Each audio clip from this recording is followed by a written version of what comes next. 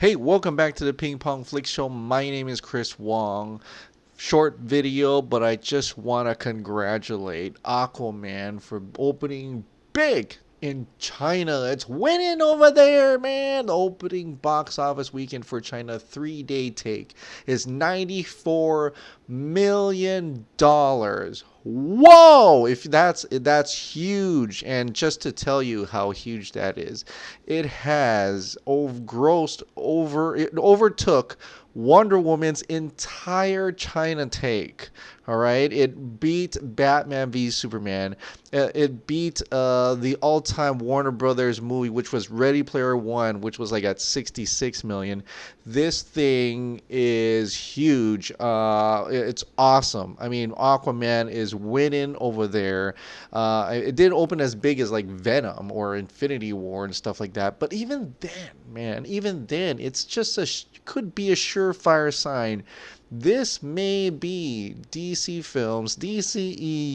first billion-dollar film. I think so.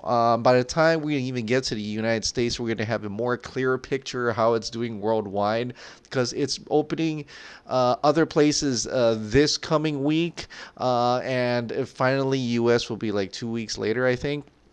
Yeah, 21st. So I am really stoked to see it doing so well. And, Jason Momoa is such a genuine guy. I mean, if you look over his YouTube channel, if you check him out on YouTube, he's put up some videos for his tours, and he's so very a genuine, grateful guy, really down to earth, excited. He's got that little kid in him. He's just really excited to be out there, and it's so awesome. I'm so happy for him.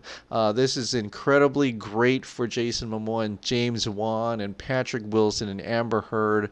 Great. And Yahya Abdul-Mateen. This is awesome for you guys. I'm so happy that this movie is doing so well overseas, and I hope it continues to do well here. And that's going to be a thing. I mean, I think they should do this from now on. I think it should open up internationally first, get that buzz going before it hits to the US, before any of these, other bloggers who don't quite care for the DCEU or likes to jump on it to make that negative buzz right away. So I think it's good that we get a chance to see it be successful across the seas and then turn up here instead of vice versa. I mean, internationally, it's always been a lot more money in the box office than in America nowadays. Like, domestic is a big number, but it's not as big as overall in the worldwide. Worldwide is where it's at, and China seems to be where it's at. But of course, I think the movie makes a lot more money, especially American-made movies. It makes a lot more money being through domestic. They get a little bit more take on that, and so hopefully it does do well, and I think it's going to do well. I think Aquaman is truly a king. And for once, I guess I really slept on it. Like, I wasn't a huge Aquaman fan, and I underestimated how it's going to be doing. Just like how people underestimated Venom, and that's doing so well. I think we've got a sleeper hit on our hands, and that is great. One thing's for sure, Aquaman's not going to be teased about. Not going to be. They can probably joke about it and stuff, but not to the extent after Aquaman gets released. I think it's going to have a newfound calling for fans and for kids who want to be like, I want to be Aquaman now. I want to be Aquaman now. And I think that's a great thing for this character, not only in the DCEU, but in DC comics and the general mainstream in overall. And I think that is very, very wonderful. And it seems like the whole thing about Jason Momoa talking about the Snyder Cut has been going on. There's a couple more sites, Huffington Post, IndieWire, they all posted a bit about what he said on the Snyder Cut, and that is all cool. I think as long as it keeps up that momentum, hopefully other news sites will report on it as well. That little MTV News video has gotten over 170,000 views on Twitter alone. Who knows how much views was that on other mediums and Instagram and Facebook and all together.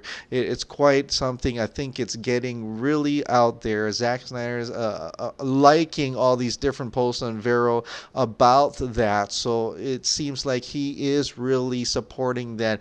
Jason Momoa is supporting the cut, is bringing it out into the light. And some people even guess that is that what was the purpose of that? Was that little question was put out there for a reason? Who knows? We don't know what the Warner Brothers execs are thinking. We don't know what Warner Media Group is thinking. We can only assume that they're trying to not say anything, and that this whole thing bringing out to light may push them to say something about it, may push them to think about it, at least try to get us a semblance of, are we going to get the cut? Are they going to allow Zack Snyder to release the cut? It's been far gone a conclusion that Zack Snyder wants his cut. I mean, he has been supporting the movement now, and he's been posting a lot of stuff. He really wants this to get out. They just need Warner Brothers approval. The last interesting thing here for today before I sign off is that HBO Asia put out a little gif of Aquaman and doing the drinking, and it says, just leaving this here, Aquaman, Justice League. And so people are like, what does that mean? I'm like, okay, well, are you going to release the Snyder Cut? I just jokingly say that, and someone else said, release the Snyder Cut, and HBO Asia actually responded to that and said this. He also, that Twitter account also liked the MTV little video or a gif of it of Jason Momoa saying, hell yeah, I want to F and see it too. And so what do we get from that? HBO is a subsidiary or like a sub company of Warner Media Group. So they are part of Warner. But shortly after people have taken pictures, I've snapshot of this myself, they deleted it. They took it off. And for what purpose, we're not going to know, but it is interesting to see that happen today. And a lot of people are already thinking about it. We've been tweeting each other, trying to figure out what are they trying to do, what they're trying to say here. And I honestly don't know. It could just be an employee who loves Snyder Cut, who loves Snyder and his film and wants to see Snyder Cut as well. So he just did that. His boss caught wind and says, delete that right now. Or are they teasing something? Who knows? But let's get into the little tinfoil area about HBO here. HBO is an interesting platform. They can do a lot of different things here. They are releasing that Watchmen series, right? So they can go to a separate universe. If the Snyder Cut does get released and it goes on HBO instead of like DC streaming services, they kind of can control the canonical part of it all. Even though I'd rather watch it on the theaters, but if there was some way it could be released. There's different platforms now. It's not just DC streaming service. DC Universe streaming could be going global, and they can use Snyder Cut to put it during the global release. Could be, or they could use the HBO situations or any of the streaming services that Warner Media wants to put out. There are ways to do it. So I wouldn't close my doors and just say, well, I just want a Blu-ray, I want it in the theaters. There are ways for them to financially be successful about it and cleverly put it out. If that's the case they're thinking, unless they're already thinking about it, that's the part. We don't know what they're thinking, but we can always think and dream and wonder, put the tinfoil hat on, and hopefully cross our fingers that something good will come out of it. But all in all, I believe, like I've said before, Aquaman's success could possibly open doors to many, many, many things.